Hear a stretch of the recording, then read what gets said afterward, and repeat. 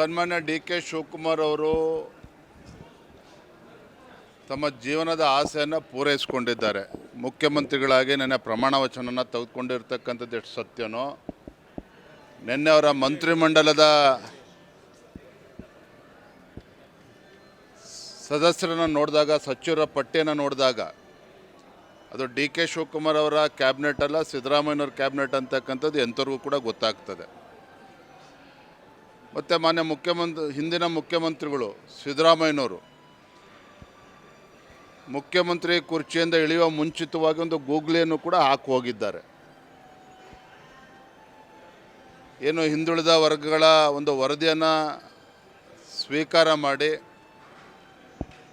ಇಂದಿನ ಮುಖ್ಯಮಂತ್ರಿಗಳು ಏನು ಮಾಡ್ತಾರೆ ಅನ್ನುವ ಸವಾಲನ್ನು ಕೂಡ ಡಿ ಕೆ ಶಿವಕುಮಾರ್ ಅವರ ಮುಂದೆ ಬಿಟ್ಟಿರ್ತಕ್ಕಂಥದ್ದು. ನನಗನ್ನಿಸ್ತದೆ ಮುಂದಿನ 2 ವರ್ಷಗಳ ಕಾಲ, ಅಂದರೆ ಡಿ ಕೆ ಶಿವಕುಮಾರ್ ಅವರು ಎಷ್ಟು ದಿನಗಳ ಕಾಲ ಮುಖ್ಯಮಂತ್ರಿಯಾಗಿ ಆ ಕುರ್ಚಿಯಲ್ಲಿ ಕೂತಿರ್ತಾರೋ ಎಲ್ಲರನ್ನೂ ಕೂಡ ಸಂಭಾಳಿಸ್ಕೊಂಡು ಸರಿದೂಗಿಸ್ಕೊಂಡು ಹೋಗ್ತಕ್ಕಂಥ ಸವಾಲಿನಲ್ಲೇ ಅವರು 2 ವರ್ಷಗಳನ್ನು ಕಳೀತಕ್ಕಂಥ ಕೆಲಸ ಆಗ್ತದೆ. ಏನು ಹೇಳೋದಕ್ಕೆ ಹೊರಟಿದ್ದೇನೆ ಅಂತ ಹೇಳಿದ್ರೆ, ಒಂದು ಕಡೆ ಕಳೆದ 3 ವರ್ಷಗಳ ಕಾಂಗ್ರೆಸ್ಸಿನ ಒಂದು ಆಡಳಿತ ರಾಜ್ಯದಲ್ಲಿ ಯಾವುದೇ ಒಂದು ಅಭಿವೃದ್ಧಿ ಕೆಲಸ ಕಾರ್ಯವನ್ನು ಮಾಡೋದಕ್ಕೆ ಸಾಧ್ಯ ಆಗದೇನೆ ಅಲ್ಪಸಂಖ್ಯಾತರ ಓಲೈಕೆ ರಾಜಕಾರಣ ಏನು ಮಾಡ್ಕೊಂಡು ಬಂದಿದ್ದರು, ಇದನ್ನು ಮುಂದುವರಿಸ್ಕೊಂಡು ಹೋಗ್ತಕ್ಕಂಥ ಕೆಲಸ ಡಿ ಕೆ ಶಿವಕುಮಾರ್ ಅವರು ಮಾಡೋದಕ್ಕೆ ಸಾಧ್ಯ ಆಗ್ತಾ ಇದೆಯಾ ವಿನಃ ಈ ಗ್ಯಾರಂಟಿಗಳು, ರಾಜ್ಯದ ಆರ್ಥಿಕ ಪರಿಸ್ಥಿತಿ ಇವೆಲ್ಲವನ್ನು ಕೂಡ ನೋಡಿದಾಗ ಏನು ಮುಂದಿನ 2 ವರ್ಷದಲ್ಲೂ ಕೂಡ ಏನು ಅಭಿವೃದ್ಧಿ ರಾಜ್ಯದಲ್ಲಿ ಕಾಣೋದಕ್ಕೆ ಸಾಧ್ಯ ಆಗ್ತದೆ, ನನಗಂತೂ ದೊಡ್ಡ ಪ್ರಶ್ನೆ ಎದ್ದಿರುವಂಥದ್ದು. ಹಾಗಾಗಿ ಇಷ್ಟೇ ನಾ ಹೇಳುವಂಥದ್ದು, ದೊಡ್ಡ ಸವಾಲುಗಳು ಇವತ್ತು ರಾಜ್ಯದ ಮುಖ್ಯಮಂತ್ರಿಗಳ ಮುಂದಿದೆ. ಸವಾಲುಗಳ ನಡುವೆ ರಾಜ್ಯದ ಅಭಿವೃದ್ಧಿಯ ಕೆಲಸವನ್ನು ಕೂಡ ಮಾಡ್ಕೊಂಡು ಹೋಗಬೇಕಾಗಿರ್ತಕ್ಕಂಥ ಒಂದು ಅನಿವಾರ್ಯತೆಯೂ ಕೂಡ ಇದೆ. ಆಡಳಿತ ಪಕ್ಷದ ಎಲ್ಲ ಸಚಿವರನ್ನು, ಶಾಸಕರನ್ನು ಸರಿದೂಗಿಸ್ಕೊಂಡು ಹೋಗ್ತಕ್ಕಂಥ ಸವಾಲು ಕೂಡ ಡಿ ಕೆ ಶಿವಕುಮಾರ್ ಅವ್ರ ಮುಂದಿದೆ. ಹಾಗಾಗಿ ಎಲ್ಲದರ ನಡುವೆ ಹೇಗೆ ಈ ಸರ್ಕಾರ ತೆಗೆದುಕೊಂಡು ಹೋಗ್ತಾರೆ ನಾವು ಕೂಡ ಕಾದು ನೋಡ್ತೇವೆ. ಆದರೆ ಒಂದಂತೂ ಸತ್ಯ, there is no honeymoon period for D K Shivakumar. ನಾವು ಕೂಡ ಒಂದು ವಿರೋಧ ಪಕ್ಷವಾಗಿ ಯಾರು ಎಷ್ಟೇ ಬಲಶಾಲಿ ಆದರೂ ಸಹ ಈ ಸರ್ಕಾರದ ವೈಫಲ್ಯಗಳನ್ನು ಜನರ ಮುಂದೆ ಬಿಚ್ಚಿಡ್ತಕ್ಕಂಥ ಕೆಲಸವನ್ನು ಕೂಡ ಒಂದು ಪ್ರತಿಪಕ್ಷವಾಗಿ ನಾವು ಇನ್ನೂ ಹೆಚ್ಚು ಸಮರ್ಥನೆಯಿಂದ ನಾವು ಅದನ್ನು ಮಾಡ್ತೇವೆ. ಅವ್ರಿಗೂ ಕೂಡ ಸವಾಲಿದೆ, ನಮಗೂ ಕೂಡ ಸವಾಲಿದೆ. ಆದರೆ ಸವಾಲನ್ನು ಮೆಟ್ಟಿ ನಿಲ್ತಕ್ಕಂಥ ಶಕ್ತಿ ಭಾರತೀಯ ಜನತಾ ಪಾರ್ಟಿ ಕಾರ್ಯಕರ್ತರಿಗಿದೆ. ನನಗನ್ನಿಸ್ತದೆ ಮುಂದೆ ಯಾವಾಗಲೇ ವಿಧಾನಸಭಾ ಚುನಾವಣೆ ನಡೆದರೂ ಸಹ, ಯಾಕಂದರೆ ಈ ಸರ್ಕಾರ ಎಷ್ಟು ದಿನ ಇರ್ತದೆ ದೊಡ್ಡ ಪ್ರಶ್ನೆ ಅಂತೂ ಎಲ್ಲರಲ್ಲೂ ಇದೆ. ಮುಂದೆ ಯಾವಾಗಲೇ ವಿಧಾನಸಭಾ ಚುನಾವಣೆ ನಡೆದರೂ ಸಹ ರಾಜ್ಯದಲ್ಲಿ ನಮ್ಮ ಸರ್ಕಾರ ತರುವಂಥ ನಿಟ್ಟಿನಲ್ಲಿ ನಾವು ಕಾರ್ಯೋನ್ಮುಖರಾಗ್ತೇವೆ, ಸಂಘಟನೆಯನ್ನು ಬಲಪಡಿಸ್ತಕ್ಕಂಥ ಕೆಲಸವನ್ನು ಮಾಡ್ತೇವೆ.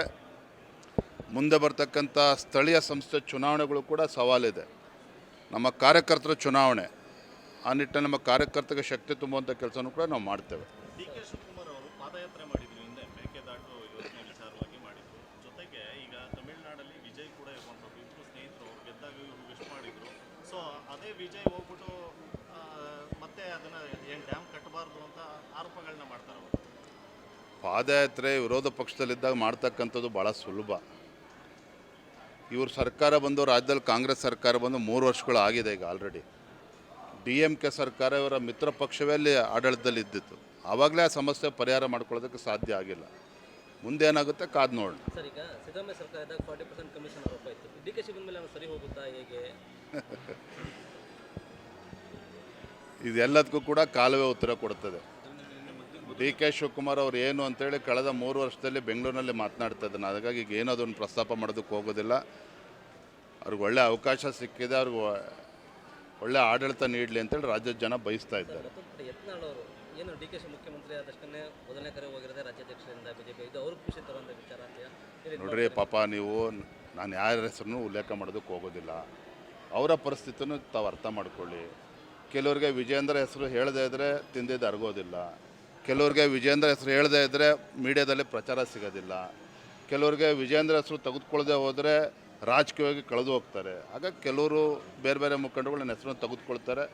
ನಾನು ಅದ್ರ ಬಗ್ಗೆ ತಲೆ ಕೆಡಿಸ್ಕೊಂಡು ಹೋಗೋದಿಲ್ಲ. ರಾಜ್ಯದ ಅಧ್ಯಕ್ಷನಾಗಿ ಸಂಘಟನೆನ ಬಲಪಡಿಸ್ಕೊಂಡು ಮುಂದೆ ಯಾವ ರೀತಿ ರಾಜ್ಯದಲ್ಲಿ ನಮ್ಮ ಸರ್ಕಾರ ಬರಬೇಕು ಆ ನಿಟ್ಟನ್ನು ಕಾರ್ಯತಂತ್ರವನ್ನು ರೂಪಿಸ್ತೇವೆ. ಥ್ಯಾಂಕ್ ಯು, ಧನ್ಯವಾದ. Thank you. ಸುಮಲತಾ ಅವ್ರಿಗೆ ಏನಾದ್ರು ರಾಜ್ಯಸಭೆಗೆ ಅವಕಾಶ? ಮಾತನಾಡ್ತೀರಪ್ಪ ಅದೆಲ್ಲೋ. ಅಭಿಮಾನಿಗಳಿಗಾಗಲೇ ಮಂಡ್ಯದಲ್ಲಿ ಹೇಳಿದ್ದಾರೆ ಸರ್. ರಾಜ್ಯಸಭೆ ನಮಗಿರ್ತಕ್ಕಂಥದ್ದು ಒಂದೇ ಸ್ಥಾನ, ಒಂದೇ ಅವಕಾಶ ನಮಗಿರುವಂಥದ್ದು. ರಾಜ್ಯಸಭೆಗೆ ನಮ್ಮ ರಾಜ್ಯದ ದೃಷ್ಟಿಯಿಂದ ಯಾರನ್ನು ಕಳಿಸಿದ್ರೆ ಲಾಭ ಆಗ್ತದೆ, ಇದು ಕೇಂದ್ರದ ನಮ್ಮ ವರಿಷ್ಠರು ತೀರ್ಮಾನ ಮಾಡ್ತಾರೆ, ನಾವು ತೀರ್ಮಾನ ಮಾಡುವಂಥದ್ದಲ್ಲ. ಮತ್ತೊಂದು ಕಡೆ JDS ಬೇಡಿಕೆ ಇದೆ, ದೇವೇಗೌಡರು ಕೂಡ ಮತ್ತೊಂದು ಬಾರಿ ಇದು ಮಾಡಿ ಅಂತ. ನಮ್ಮ ಮುಂದೆ ಅದು ಯಾವುದೂ ಪ್ರಸ್ತಾಪ ಇಲ್ಲ. ನಾನು ಮತ್ತೆ ಹೇಳ್ತಾ ಇದ್ದೇನೆ, ರಾಜ್ಯಸಭೆಗೆ ಯಾರನ್ನು ಕಳಿಸ್ಬೇಕು ಇದು ನಮ್ಮ ಪಕ್ಷದ ವರಿಷ್ಠರು, ಪ್ರಧಾನಮಂತ್ರಿಗಳು, ನಮ್ಮ ರಾಷ್ಟ್ರೀಯ ಅಧ್ಯಕ್ಷರು ಅಮಿತ್ ಶಾಜಿಯವರು ಅವರು ಕೂತು ತೀರ್ಮಾನ ಮಾಡ್ತಾರೆ. ನಮ್ಮದು ಅದರಲ್ಲಿ ಯಾವುದೇ ಅಭಿಪ್ರಾಯ ಇಲ್ಲ. ರಾಜಕಾರಣದಲ್ಲಿ ಯಾವತ್ತೂ ಕೂಡ ಸವಾಲುಗಳಿರಬೇಕು. ಸವಾಲುಗಳಿದ್ದಾಗ ನಾವು ಹೇಗೆ ನಡ್ಕೊಳ್ತೇವೆ ಅಂತಕ್ಕಂಥದ್ದು ಕೂಡ ಅಷ್ಟೇ ಮುಖ್ಯ. ನಾನು ಇಷ್ಟೇ ಹೇಳ್ತೇನೆ, ಮುಖ್ಯಮಂತ್ರಿಗಳಾಗಿ ಅವ್ರು ಯಾವ ರೀತಿ ರಾಜ್ಯದಲ್ಲಿ ಅಭಿವೃದ್ಧಿ ಮಾಡಬೇಕು ಅದ್ರ ಬಗ್ಗೆ ತಲೆ ಕೆಡಿಸ್ಕೊಳ್ಳಿ. ಆದರೆ ಯಾವುದೇ ಸವಾಲುಗಳು ಬಂದರೂ ಕೂಡ ಭಾರತೀಯ ಜನತಾ ಪಾರ್ಟಿ ಅಂತ ಹೇಳಿದ್ರೆ ಕಾರ್ಯಕರ್ತರ ನಮಗೆ ಶಕ್ತಿ, ನಮ್ಮ ಸಂಘಟನೆನೇ ನಮಗೆ ಶಕ್ತಿ. ಅದರ ಆಧಾರದ ಮೇಲೆ ಇದನ್ನು ಹೇಗೆ ಎದುರಿಸ್ಬೇಕು, ಹೇಗೆ ಮಣಿಸ್ಬೇಕು, ಹೇಗೆ ಪಳಗಿಸ್ಬೇಕು ಅದೆಲ್ಲವೂ ಕೂಡ ನಮಗೆ ಗೊತ್ತಿದೆ. ಬರೋದ್ರಿಂದಲೇ ಅದನ್ನು ನಾವು ಮಾಡ್ತೇವೆ. ಥ್ಯಾಂಕ್ ಯು, ಧನ್ಯವಾದ. ನಿರ್ಭೀತ, ನಿಷ್ಪಕ್ಷಪಾತ, ವಿಶ್ವಾಸಾರ್ಹ ಸುದ್ದಿಗಳಿಗೆ ಮತ್ತೊಂದು ಹೆಸರಾಗಿರುವ ನ್ಯೂಸ್ 18 ಕನ್ನಡ ಈಗ ಆಪ್ನಲ್ಲೂ ಲಭ್ಯವಿದೆ. ದಯವಿಟ್ಟು ಇಲ್ಲಿರುವ QR ಕೋಡ್ ಸ್ಕ್ಯಾನ್ ಮಾಡಿಕೊಂಡು ಆಪ್ ಡೌನ್ಲೋಡ್ ಮಾಡೋದಕ್ಕೆ ಮರಿಬೇಡಿ. ನಿಮ್ಮ ಬೆಂಬಲ ಹೀಗೆ ಸದಾ ನಮ್ಮೊಂದಿಗಿರಲಿ. ಧನ್ಯವಾದ.